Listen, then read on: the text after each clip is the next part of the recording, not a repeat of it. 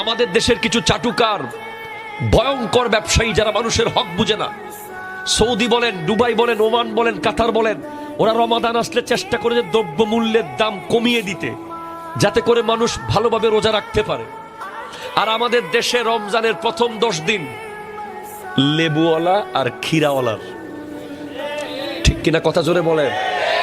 দ্বিতীয় 10 দিন কাপড়ওয়ালার, তৃতীয় 10 দিন গাড়িওয়ালার।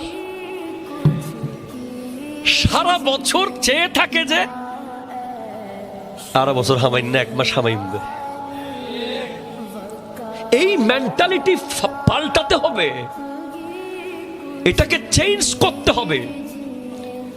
তেলওয়ালা তেলের দাম বাড়িয়ে দেবে, চনাওয়ালা চনার দাম বাড়িয়ে দেবে, চিনিওয়ালা চিনির দাম বাড়িয়ে দেবে।